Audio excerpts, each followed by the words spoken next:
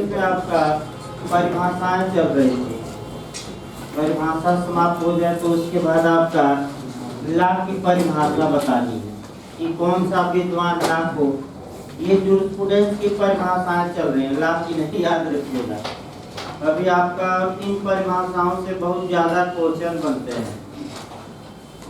और आप लोग भाई जो भी साल पेपर हो, आपको सलाह दी जाती है कि अभी से जूरिस्प्रूडेंस का साल पेपर आपका करना शुरू कर दीजिए। जो भी आपके पास मैंने पेपर हो उससे मतलब नहीं है। और ये एक दो क्वेश्चन के अलावा आपका अगर क्वेश्चन बाहर जाए, जैसे 15 क्वेश्चन आया तो भाई 15 की तो गारंटी कोई नहीं ले सकता, लेकिन कम से कम 13 क्वेश्चन आपका जो पढ़ाया जाए और जो लिखवाया जाए उससे आना ही चाहिए। इससे आपका कम हो तो बताइए, नियम चेंज कर दिया जाएगा पढ़ाने का और आपका दूसरे थोड़ा आइडिया से पढ़ाया जाएगा। लेकिन आपका जो इतिहास रहा है, आपका 13 या 14 क्वेश्चन आपका मिल जाता है जूरिस्प्रूडेंस से, नोट से। और इसीलिए नोट पुराना नहीं दिया जा रहा है कि कुछ नए कंसेप्ट क्वेश्चन आए हैं और कुछ नए कोटेशन आए हैं तो उसको नया नोट बनवा दिया जाए, समय भी है। आइए देखा जो भाई आपका जूरिस्प्रूडेंस में देखिए कहाँ तक परिभाषा लिखवाई गई। जूलियस स्टोन की परिभाषा भी बहुत पूछी जाती है और जूलियस स्टोन की जो परिभाषा पूछी जाती है वह आपका पूछा जाता है लायक एक्स्ट्रावर्जन, यानी कि किसने जूरिस्प्रूडेंस को आपका जो कहा है अधिवक्ताओं या वकीलों की बहिर्मुखी अभिव्यक्ति या बाह्यदर्शिता, इसका मतलब ये बताया गया था कि जूलियस स्टोन ये कहते हैं कि जब अधिवक्ता अपने मामले में निर्णय पाने के लिए न्यायालय में आपका बहस करता है, आर्गुमेंट करता है और वो जो बहस में अपने तर्क रखता है उसी तर्क का अध्ययन ही जूरिस्प्रूडेंस में किया जाता है। ये आपके कौन कह रहे हैं? Julius stone. ये स्वयं एक अधिवक्ता थे। तो आपको बार बार बताया जा रहा है कि जो विद्वान जिस विचारधारा का या जिस कहा जाता है कि जिस मिट्टी में पैदा हुआ है उसी मिट्टी का गुणगान करेगा, तो उसी प्रकार जो विद्वान जिस व्यू को देखा है उसी आधार पर जूरिस्प्रूडेंस की भी क्या दे दिया है परिभाषा। इनकी किताब भी पूछी जाती है और ये भी क्वेश्चन आ चुका है, लिखवाया गया था। Province and function of law, ये किसने लिखा? ये भी आ चुका है यूपीजे में। तो आपका क्या जवाब रहेगा? जूलियस स्टोन ने। इसके बाद आपका अगली परिभाषा देखिए भाई, आपका अगली परिभाषा देखा जाए, लिखिए भाई पैटर्न के अनुसार। पैटर्न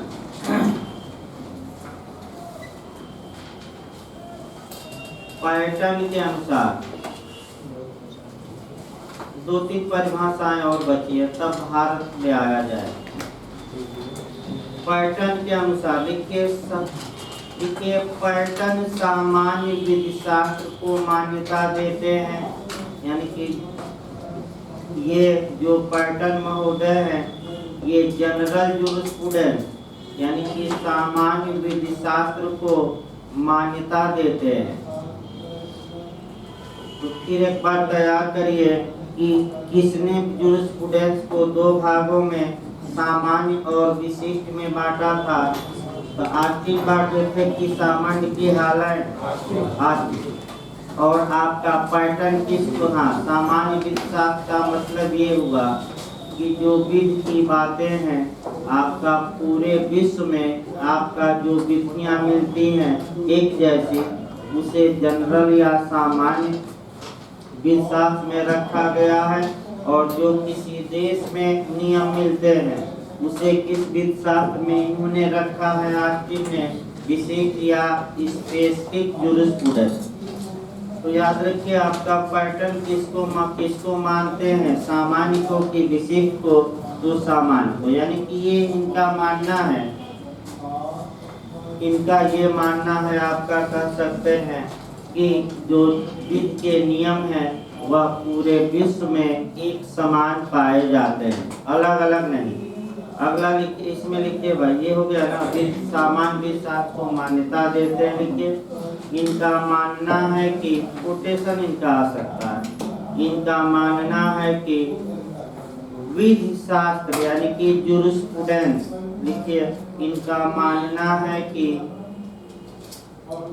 विधि शास्त्र विधि से संबंधित एक अध्ययन है, यानी कि जो जूरिस्प्रूडेंस है वह लॉ से रिलेटेड एक स्टडी है।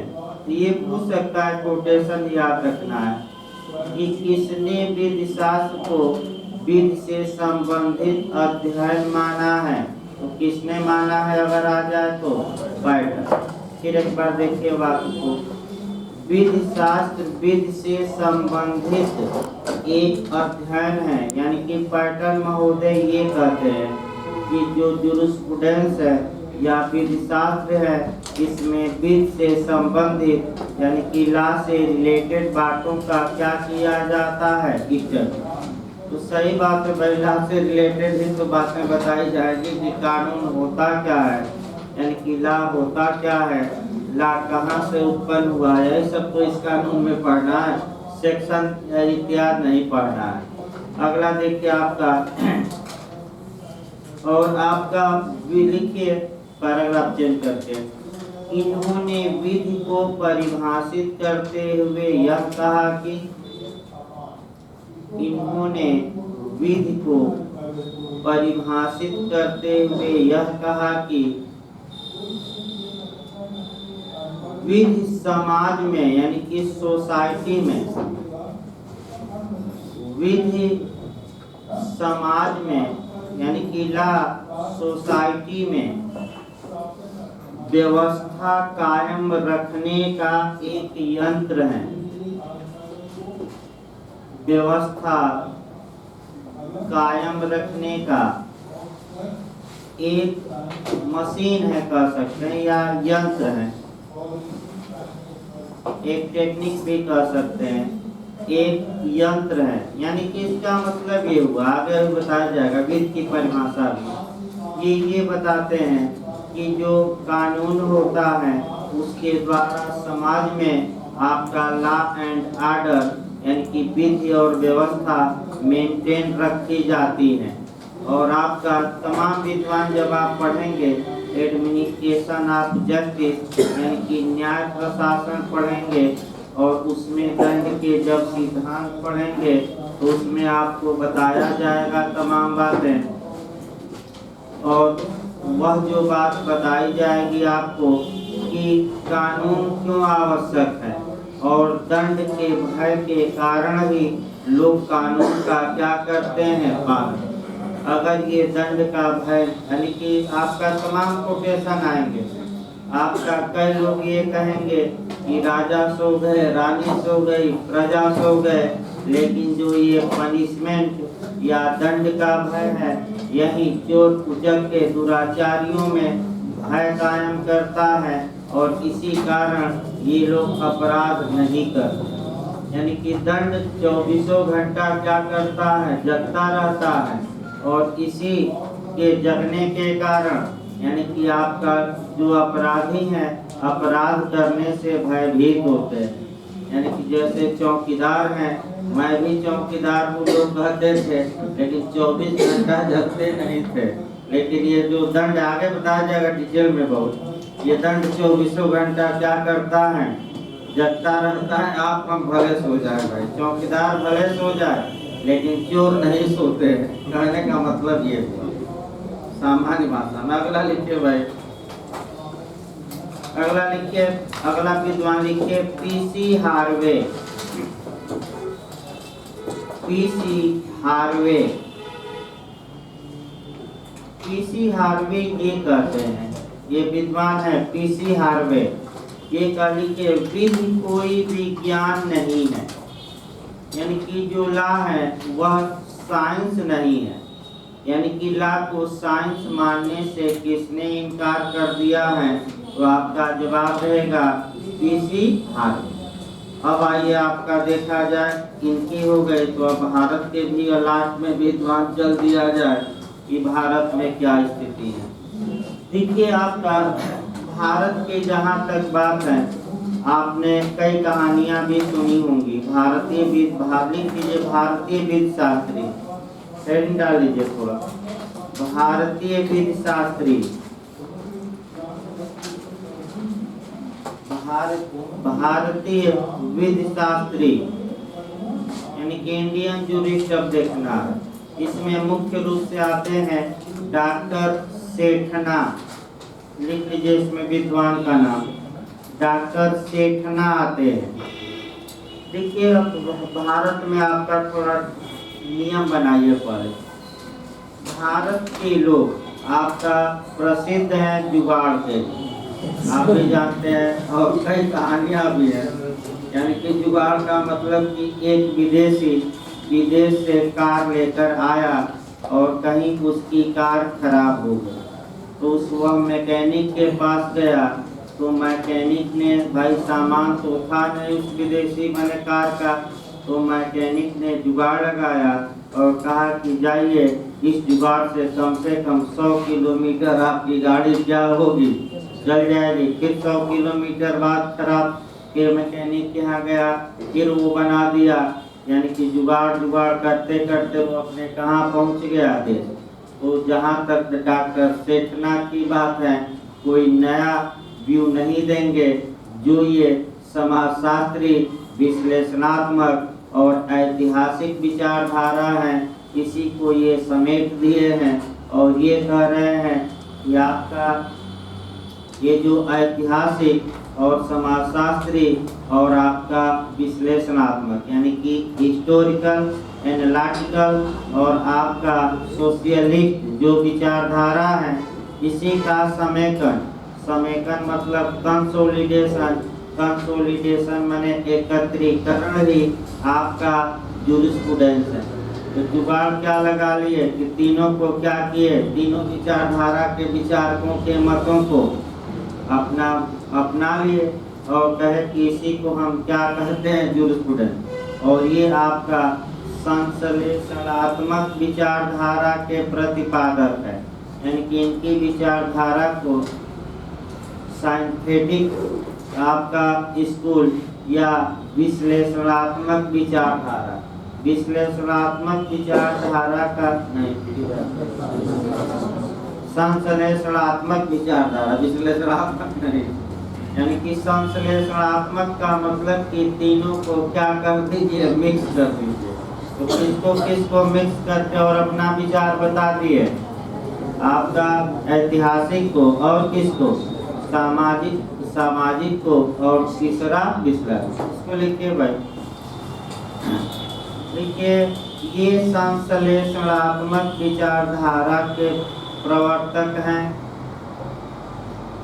ये संश्लेषणात्मक विचारधारा के प्रवर्तक हैं।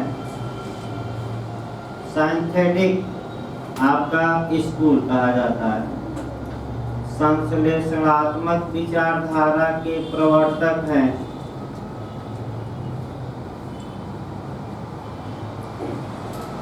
लिखिए इनके अनुसार, वही तीनों को मिक्स करेंगे। इनके अनुसार विधिशास्त्र, इनके अनुसार विधिशास्त्र दार्शनिक, ऐतिहासिक और सामाजिक, दार्शनिक, ऐतिहासिक और सामाजिक आधारों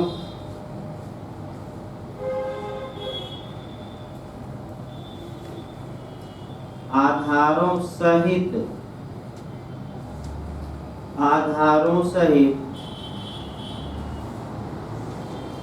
मूलभूत विधिक सिद्धांतों का अध्ययन है।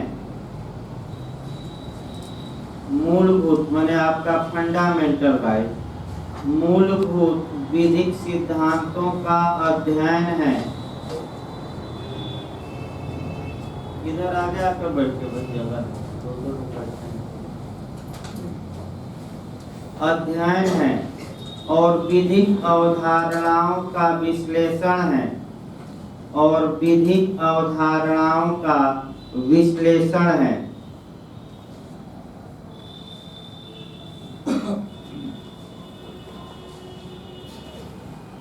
पैराग्राफ चेंज करके लिखे इनकी 2-3 बातें और, यानी कि सबको मिला दिए इसमें। बस ये जानिए कि जुगाड़ वाले एक लाइन में और कुछ नहीं जानना है। लिखिए, पैराग्राफ चेंज करिए। विधि शास्त्र यानी कि जूरिस्प्रूडेंस, विधि शास्त्र एक सामाजिक अध्ययन है, यानी कि सोशल स्टडी है। विधि शास्त्र एक सामाजिक अध्ययन है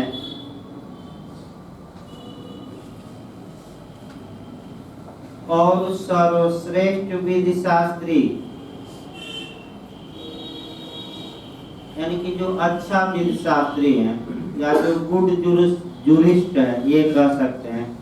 सर्वश्रेष्ठ विधि शास्त्री वे हैं, और सर्वश्रेष्ठ विधि शास्त्री वे हैं जो अच्छी विधियों का निर्माण करते हैं, जो अच्छी विधियों का निर्माण करते हैं।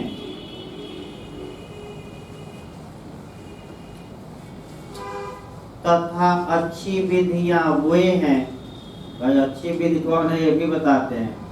तथा अच्छी विधियां वे हैं जो समाज के सर्वाधिक सदस्यों का,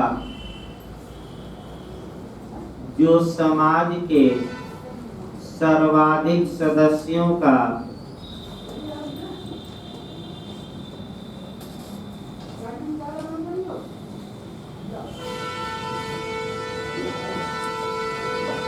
सर्वाधिक कल्याण करने में सक्षम है, सर्वाधिक कल्याण करने में सक्षम है।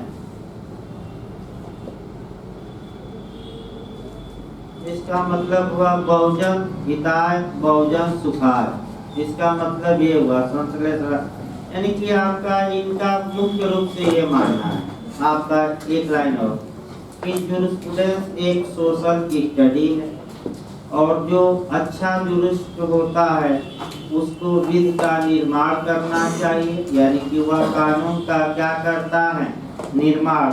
और कानून क्या है, तो वही आपका लगातार बताया जा रहा है कि कानून वह है जो अधिक से अधिक लोगों का अधिक से अधिक क्या करे, कल्याण करे, भलाई करे, या अधिक से अधिक लोगों का अधिक से अधिक वेलफेयर, यानी कि लोक कल्याण करे, आम जनता क्या हो उससे खुश रहे। ये आपका डॉक्टर सीखना कहते हैं। इस प्रकार जूरिस्प्रूडेंस की परिभाषाएं समाप्त हुई, और आप 5-6 लाइन छोड़कर ही लिखिएगा, ताकि अगर नया कोई विद्वान मिलता है जो जूरिस्प्रूडेंस को क्या करता है परिभाषित, तो यहीं उसको ऐड करा दिया जाएगा। अगला हेडिंग डालिए विध या ला की परिभाषा देखा जाए। हेडिंग डालीजिए ला की परिभाषा या विध की परिभाषा। ला क्या होता है, अगर कोई पूछ ले आपसे कि ला क्या होता है, तो कम से कम अब ला की परिभाषा देखनी है। ये आपका जूरिस्प्रूडेंस या विधि शास्त्र की परिभाषा देखिए भाई। अब हमें ला को लेकर चलना है। आइए पहले समझिए, तब आपका एक लोगों के एक विद्वानों का तर्क देखा जाएगा और इस संविधान जोड़ा जाएगा। ला को इस रूप में हमारा संविधान या कॉन्स्टिट्यूशन डिफाइन करता है। अच्छे से इसको भी तैयार रखिए।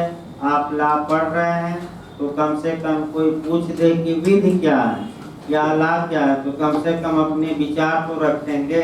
और जूरिस्प्रूडेंस में यही पढ़ाया जाएगा कि आप अपने विचार अच्छे से कैसे प्रकट कर सकते हैं। और जब तक किसी को जूरिस्प्रूडेंस नहीं आएगा, कानून की बारीकियां जो हैं वो भी नहीं आएंगी, मैं बता दूं। तो जूरिस्प्रूडेंस आई आप ला ऐसे ही लास्की ने नहीं कह दिया। जूरिस्प्रूडेंस के माध्यम से ही आप कानून को देखेंगे, ला को देखेंगे। तो आपका पहला इतिहास बताया गया कैसे उत्पत्ति हुई इसकी, मैंने आपका दूसरा हमने बता दिया आपका चैप्टर परिभाषा को पूछा जाता है।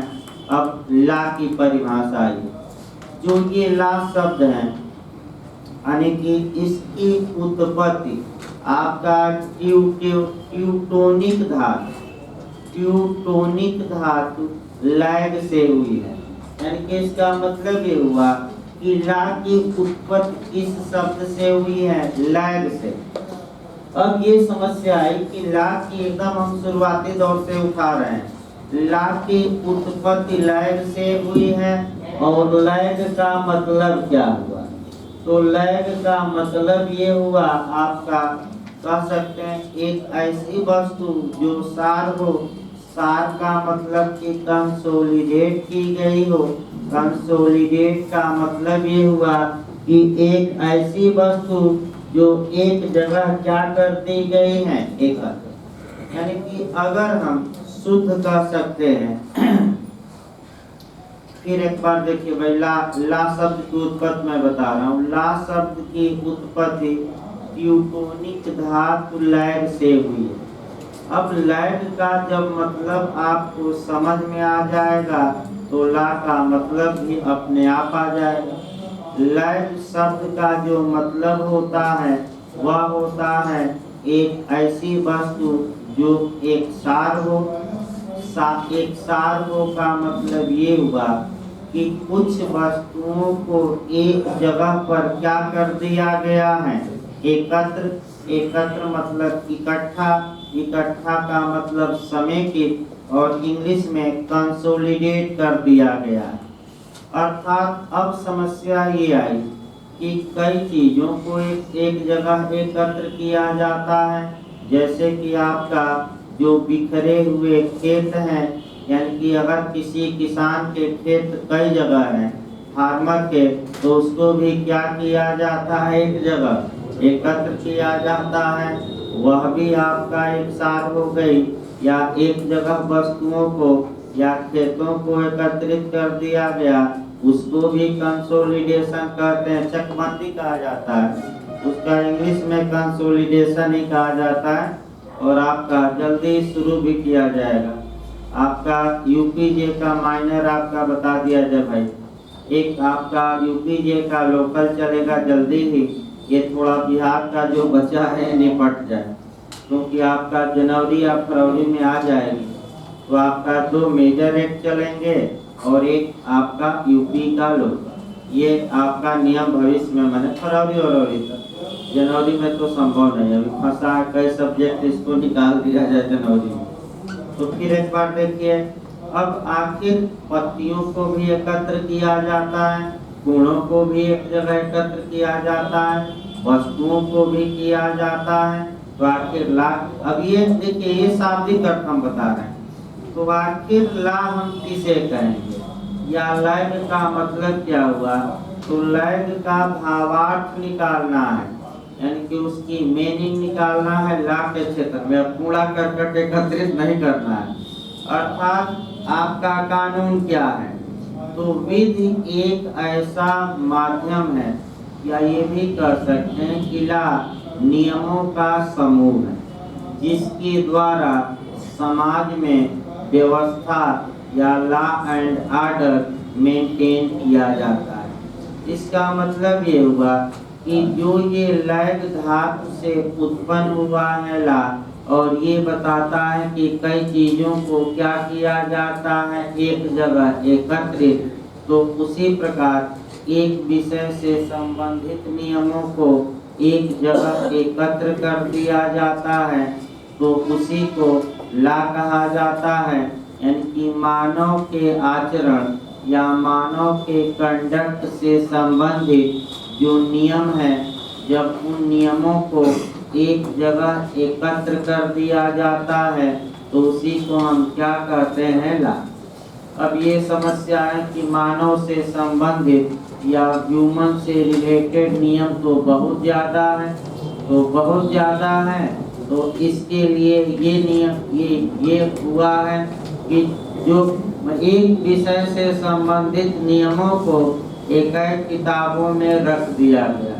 जैसे कि भारत का शासन कैसे चलाया जाएगा, इससे रिलेटेड रूलों को या नियमों को हमारे इस कॉन्स्टिट्यूशन में रख दिया गया। कॉन्ट्रैक्ट से संबंधित नियमों को कहाँ रख दिया गया? कॉन्ट्रैक्ट एक्ट में। प्रॉपर्टी से संबंधित नियमों को टीपीए में रख दिया गया। अपराध से संबंधित नियमों को आईपीसी में रख दिया गया। आप कल्पना करिए, अगर सभी नियमों को एक ही किताब में रख दिया जाता तो कई हजार सेक्शन दोहराने पड़ते। तो अलग अलग जो नियम विषय से संबंधित हैं उनको क्या कर दिया गया है? अलग। यानी कि कुल मिलाकर आप ये कह सकते हैं कि विधि नियमों का समूह है, या विधि ऐसे नियमों को कहते हैं जिसके आधार पर राज्य समाज में लोगों के आचरणों पर कंट्रोल करता है, या कैसे लोग कंडक्ट दिखाएंगे, आचरण दिखाएंगे, इस बात का उल्लेख करता है। अब ये जो नियम है आपका, क्या ये ला माने जाएंगे कि नहीं? तो ला में तमाम बातें आती हैं और पांचों स्कूल आगे क्या करेंगे हम डिटेल में बताएंगे। यानी कि आपका ये लैग का हमने केवल अर्थ इतने में बताया। तो ला आपका याद रखिए, ला का मतलब ये हुआ आपका किसी चीज को कंसोलिडेट करना। तो किस चीज को ला में किया जाएगा? कूड़ा करकट तो किया नहीं जाएगा। तो मानव से संबंधित जो कंडक्ट है उन नियमों को एक जगह जब एकत्र कर दिया जाएगा तो उसी को हम क्या कहेंगे? ला। जैसे कि आप 5 साल ला पढ़ रहे हैं, 3 साल पढ़ रहे हैं, तो अगर एक ही में समाहित कर दिया जाता तो इतना 30-40 किताबें ला में पढ़ने की क्या आवश्यकता थी? एक ही बेहरे कितना लेकर जाते और रोज आपका भारी भरकम। तो इसलिए विषय को अलग अलग कर दिया गया है। अब आपका जो ला में जो पूछा जाता है कंपटीशन, आइए देखिए कंपटीशन में आपका विधि की परिभाषा से कम क्वेश्चन पूछा जाता है। लेकिन एक बार 2000 मैंने अब याद नहीं आ रहा है कब, एक बार पॉलस की परिभाषा पूछी गई। तो जब एक बार पॉलस की परिभाषा पूछ ली गई है तो आप सतर्क रहिए। भले 1% ही चांस हो पूछने का ला की परिभाषा से, लेकिन सब परिभाषाओं को अब एक साथ पढ़ना भी है और 7-8 परिभाषाएं आपको जाननी भी है ला कि कौन विद्वान ला को किस दृष्टि से परिभाषित करता है। एक बार अब तक के इतिहास में केवल एक क्वेश्चन आया है, वह पॉलस एक विद्वान है, उन्हीं का कोटेशन आया है। लेकिन सतर्कता बरतते हुए 7-8 जो विद्वान है सबका आपका पढ़ाया जाएगा और सबका हम लिखवाएंगे। प्रयास करिए कि ये सब कुछ कोटेशन रट्टा मारिए भाई, जिनको देना है न समझ में आए तो कुछ रट्टा भी मारना पड़ेगा जो स्टूडेंट में कि किसने क्या कहा। और तो हम समझा ही नहीं भाई, कठिन तो है समझाना और पढ़ना भी। लिखिए भाई, इसको लिखिए, तब एक विद्वानों को चला जाए। लिखिए ला, हेडिंग डाले है ना, विधि की परिभाषा या ला की परिभाषा। लिखिए विधि शब्द की उत्पत्ति, या ला भी लिख सकते हैं। ला शब्द की उत्पत्ति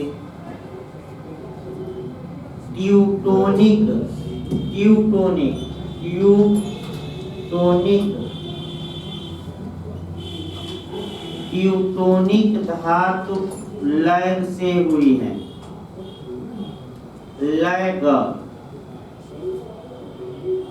लैग से हुई है, जिसका अर्थ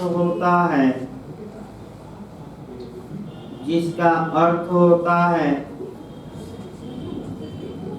कोई ऐसी वस्तु जो एक सार हो, कोई ऐसी वस्तु जो एक सार हो, अर्थात एक जगह बंधी हुई हो। बधी हुई भी कर सकते हैं, अर्थात एक जगह बधी हुई हो या एक जगह एकत्र की गई हो, या करके लिखेगा, या एक जगह एकत्र मतलब कंसोलिडेट की गई हो। इसको दूसरी भाषा में भी हम लिखवा देते हैं, एक जगह एकत्र की गई हो या एक जगह समेकित की गई हो, सब एक ही सबका मतलब है, यानी कि कंसोलिडेट की गई हो।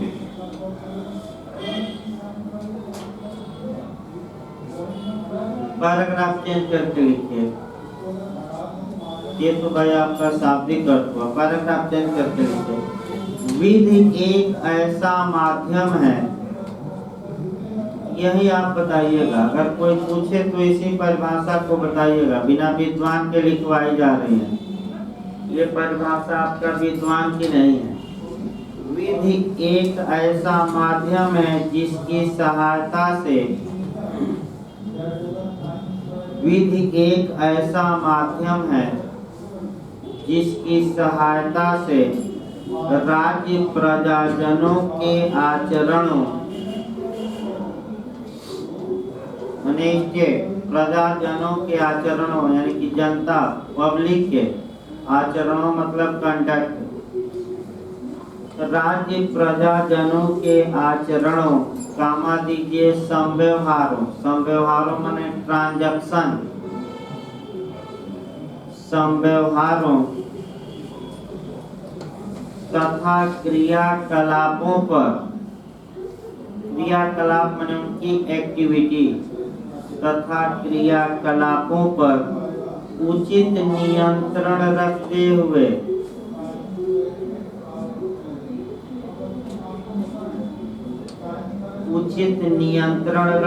हुए समाज में शांति बनाए रखता है।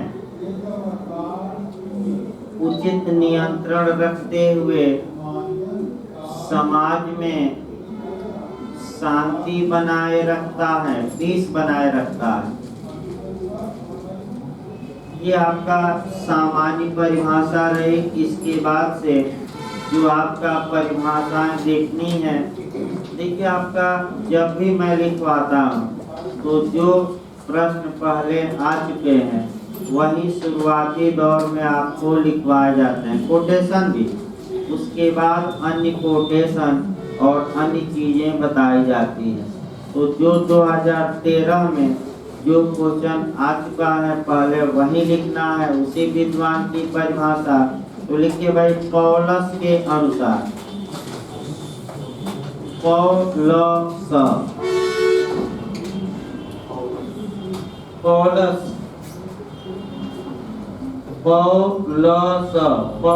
के अनुसार, पॉलस है भाई, विद्वान है ये। पॉलस के अनुसार लिखिए, विधि नियम से अनुमित नहीं की जानी चाहिए। अभी इसको समझाया जाएगा। विधि नियम से, अनुमत बने गवाह, विधि नियम से अनुमित है, अनुमित नहीं की जानी चाहिए। कामा दीजिए, बल्कि नियम विधि से अनुमित किया जाना चाहिए। बल्कि नियम विधि से अनुमित किया जाना चाहिए। इसका मतलब समझिए भाई क्या हुआ।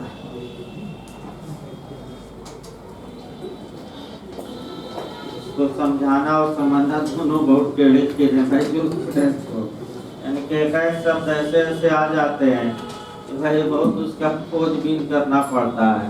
पहले तो आपका ये है कि क्या कहा गया है, ये देखिए, विधि नियम से अनुमित माने गवर्न या शासित, यानी कि जो ये कानून है ये नियम से गवर्न नहीं होते, बल्कि ये जो नियम है ये किससे गवर्न होता है?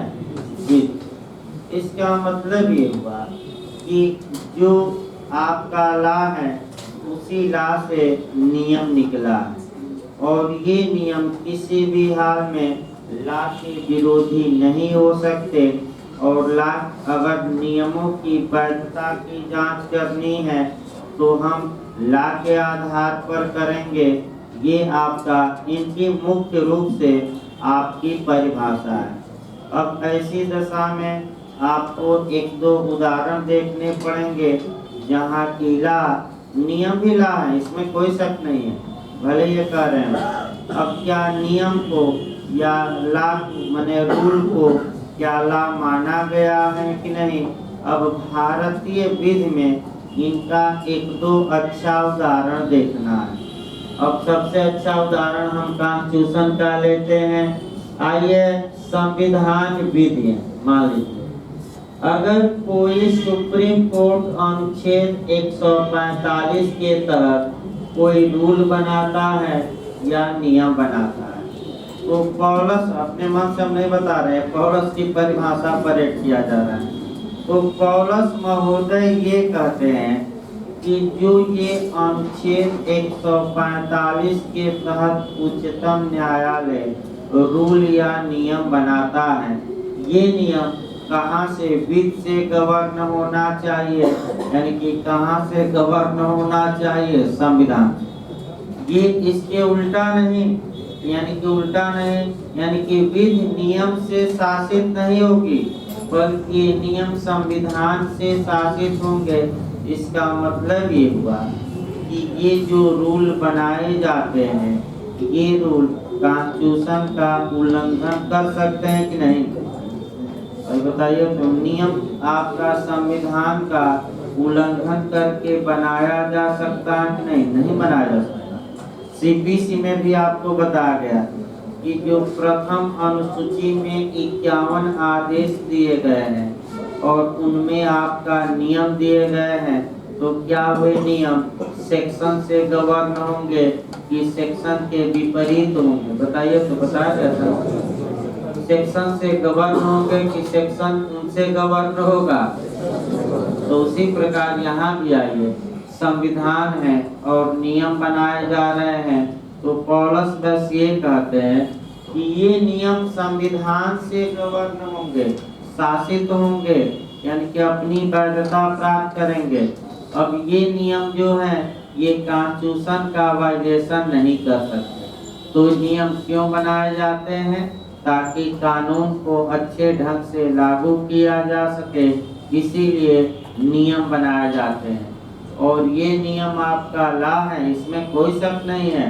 और आपका यानी कि सुप्रीम कोर्ट भी ऐसा कोई रूल नहीं बना सकता जो हमारे फंडामेंटल राइट का क्या करता है? वायलेशन। क्योंकि नियम आपका कहाँ से गवर्न होता है? संविधान से। कहाँ से शक्ति पाएगा? संविधान से। यानी कि संविधान पिता है तो पुत्र पुत्री कौन है? नियम। और पिता की आज्ञा का उल्लंघन करने का अधिकार नियम या पुत्र पुत्री को नहीं। बस ऐसे उदाहरण समझिए। अगला लिखिए भाई आपका, ये चूंकि परिभाषा पूछी गई है अतः आपका ये पहले लिखवाया गया, ये याद से अंडरलाइन कर लीजिए, रिपीट करें। तो अगली परिभाषा है, लिखिए भाई आपका, जर्मी बेंथम के अनुसार। अब एक विद्वान लिखा जाए, जर्मी बेंथम, ये भी विद्वान है। चलिए अब बताते रहे तो दो चार आपका जर्मी बेंथम के बारे में लिखवा दिया गया, रट कर आइए सिद्धांत का। जर्मी बेंथम आपका किसके गुरु थे? आर्किस्ट। तो जर्मी बेंथम से एक कदम आगे कौन माना जाता है? आर्किस्ट। रट कर आइए ना लोग, आपका कौन माना जाता है? आर्किस्ट। ये लिखवा गया। फिर आपका डाग लॉ की अवधारणा किसने प्रस्तुत की? जर्मी बेंथम। किसने कहा कि प्राकृतिक अधिकार या नेचुरल राइट एक ऐसी औलाद है, यानी कि एक ऐसा शिशु है जिसका कोई कभी कोई फादर नहीं रहा है या पिता नहीं रहा है। तो किसने कहा? जर्मी बेंथम। फिर आपका उपयोगितावाद का सिद्धांत किसने दिया? जर्मी बेंथम। सुख दुख का सिद्धांत किसने दिया? जर्मी बेंथम। और विश्लेषणात्मक विचारधारा की इन्होंने शुरुआत की, भले ऑस्टिन फादर है, लेकिन किसने किया? जर्मी बेंथम। समादेश का सिद्धांत यानी कि law is the command of sovereign, यानी कि विध संप्रभु का समादेश है। ये सही बात है कि सबसे पहले इस बात को कहने वाले जर्मी बेंथम, और इसी बात को जॉन ऑस्टिन ने क्या किया? विस्तृत कर दिया, वो अलग बात है। यानी कि तो जर्मी बेंथम विध के बारे में समादेश का समझिए भाई। समादेश का सिद्धांत ये कहता है, कमांड देखिए आपका नियम समझ लीजिए तब इसकी परिभाषा बताया जाए। किसी भी देश में एक सॉवरेन रहता है, आगे बताया जाएगा, यानी कि उसको हम संप्रभु कहते हैं। क्या कहते हैं? सॉवरेन होता है। ये जो सॉवरेन है ये आपका कह सकते हैं कि कमांड देता है, यानी कि समादेश देता है। क्या समादेश? समादेश का मतलब ये हुआ आसान भाषा में आर्डर देना, यानी कि और इस समादेश में व्यक्तियों का ड्यूटी, यानी कि व्यक्तियों का क्या निहित है? कर्तव्य।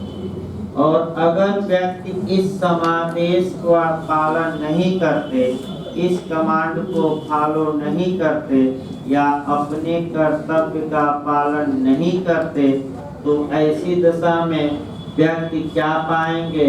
सेंशन, यानी कि शास्ति या अनुसार। अर्थात समाज के लोग आपका कानून का पालन नैतिकतावश या मोरालिटीवश नहीं करते, प्रथा या रूढ़ यानी कि कस्टम या यूजेज वश भी नहीं करते। क्यों करते हैं? क्योंकि उन्हें भय रहता है, डर रहता है कि अगर समादेश का हम पालन नहीं करेंगे तो ये जो संप्रभु है, ये संप्रभु हमें क्या करेगा? दंड, यानी कि क्या लगा देगा हम पर? सेंशन। इसीलिए पालन करते हैं। तो चूंकि आपका जर्मी बेंथम ने समादेश पर ज्यादा मैंने बातें कही हैं, तो ये विध की परिभाषा भी समादेश या कमांड पर ही देंगे। और जर्मी बेंथम ये कहते हैं कि आपका एक विधि या तो समादेश हो सकती है, यानी कि कमांड हो सकता है, या समादेश का प्रतिसंहरण। प्रतिसंहरण का मतलब रिवोक करना, रिवोक करना मतलब वापस लेना। तो रिवोक सुने कि नहीं? आपका रिवोक करना का मतलब क्या हुआ? वापस लेना। तो या तो समादेश जारी किया जाए, वो भी कानून, और समादेश वापस लेना यानी कि आपका कमांड को रिवोक करना, यानी कि अब इसको सामान्य भाषा में निरसित करना। और हमने संविधान में आपको कल परसों ही बताया था कि कमांड को, समादेश को निरसित किया जाता है, रिवोक किया जाता है। तो हमारी संविधान सभा ने भी आपका अंग्रेजों द्वारा बनाए गए 2 कानूनों को क्या किया था? निरसित। तो समादेश क्या किया गया? रिवोक। तो कौन कौन से कानून थे पूछ सकता बिहार में?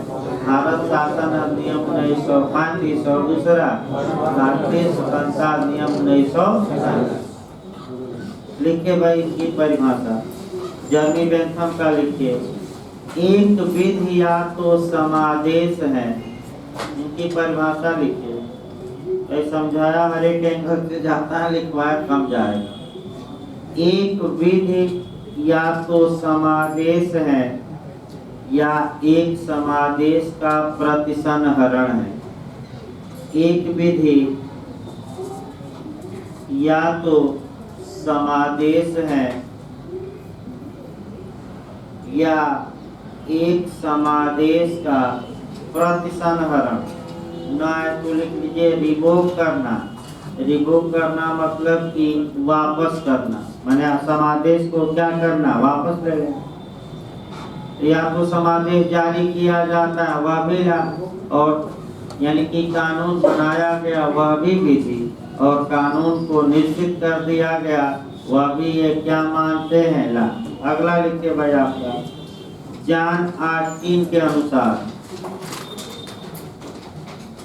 चलिए जॉन ऑस्टिन के बारे में अब 2-3 नियम बताइए, तब तो लिखवा जाए इनकी। बताइए तो भाई अब यही रखना है। जॉन ऑस्टिन किस विचारधारा के पिता माने जाते हैं? इधर बैठिए भाई,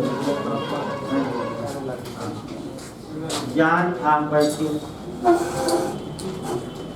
4-5 क्वेश्चन यहाँ भी बना लेना है। जॉन ऑस्टिन माने कि आपका ये पूछा जाता है, 2 क्वेश्चन एक ही बार आया है। जॉन ऑस्टिन किस स्कूल के फादर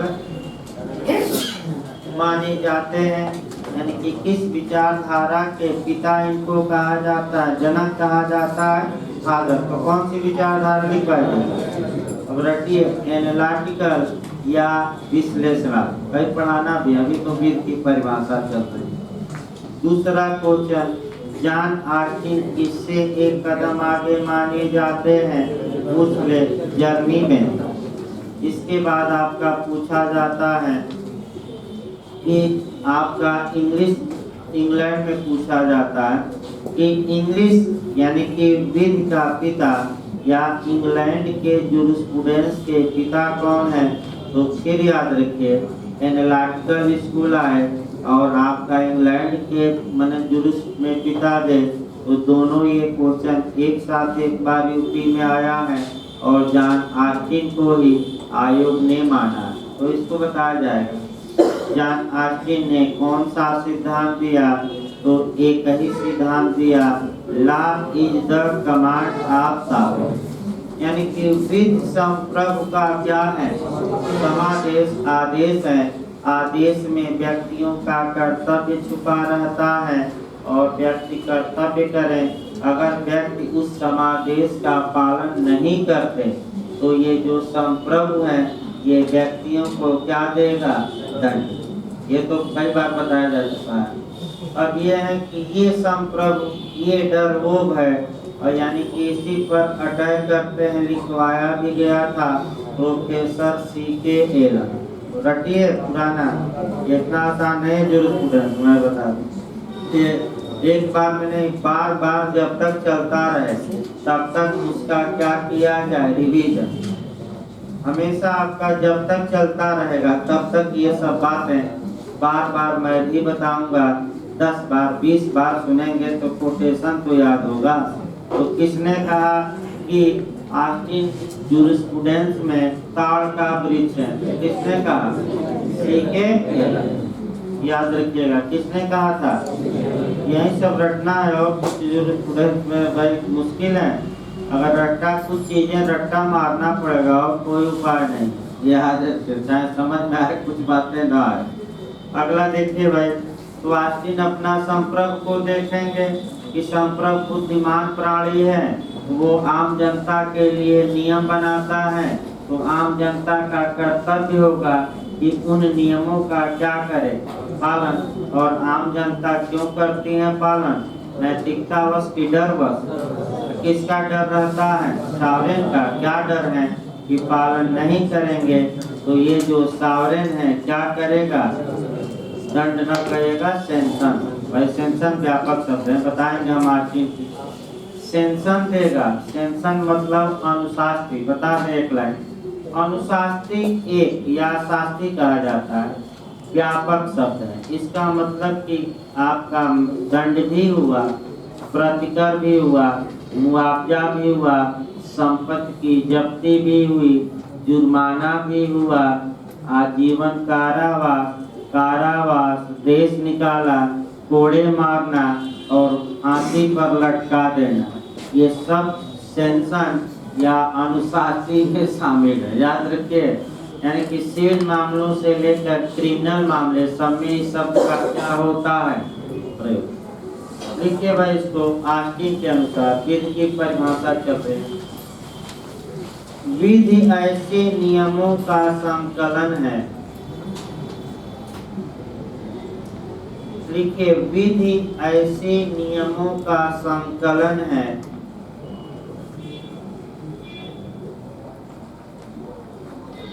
जो एक बुद्धिमान व्यक्ति विधि ऐसे नियमों का संकलन है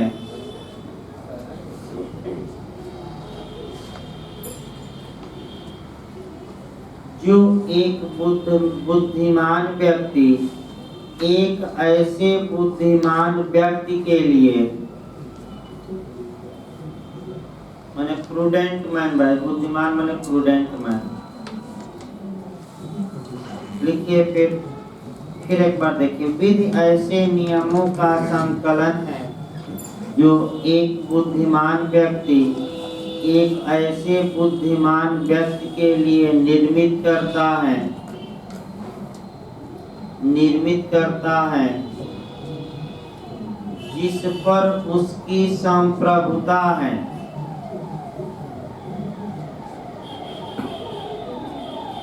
जिस पर उसकी संप्रभुता सॉवरेंटी है संप्रभुता है। अगला विद्वान लिखिए आपका हालैंड के अनुसार अगला विद्वान लिखिए हालैंड के अनुसार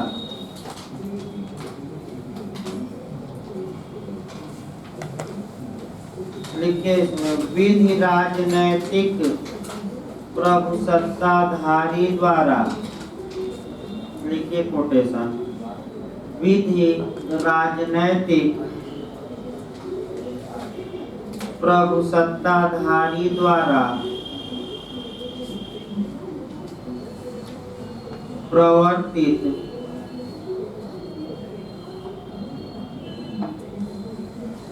मानव आचरण यानी कि ह्यूमन कंडक्ट प्रवर्तित माने फोर्स होता है इंग्लिश में प्रवर्तित मानव आचरण के लिए सामान्य नियम है यानी कि जनरल रूल है। प्रवर्तित मानव आचरण के लिए सामान्य नियम है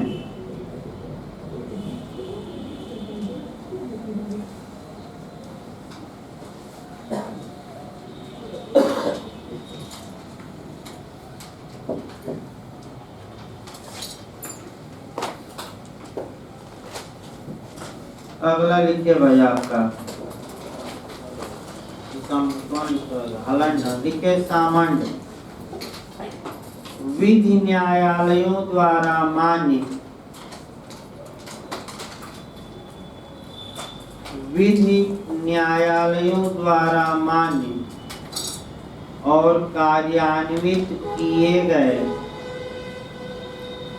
विधि न्यायालयों द्वारा मान्य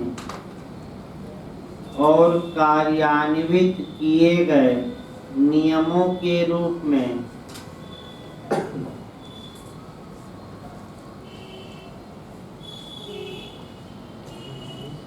न्याय प्रशासन में यानी कि एडमिनिस्ट्रेशन ऑफ जस्टिस में न्याय प्रशासन में राज्य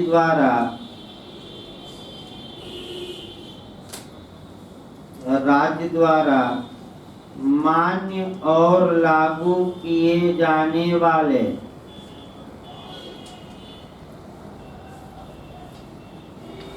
मान्य एवं लागू किए जाने वाले सिद्धांतों का समूह है समूह है। ये आपका 15 मिनट का भाई ब्रेक रहेगा तब आपका सीपीसी चलेगा। 9:30 का समय का 1 घंटा एक क्लास चलाया जाता ही रहेगा। तो आपका कल आगे इसको बताया जाएगा और कल हम आपका ऐतिहासिक विचारधारा शुरू भी कर देंगे यानी कि कल हम हिस्टोरिकल स्कूल शुरू भी नहीं प्राकृतिक विचारधारा शुरू भी हो जाएगा। तो 15 मिनट बाद क्लास चलेगा आपका।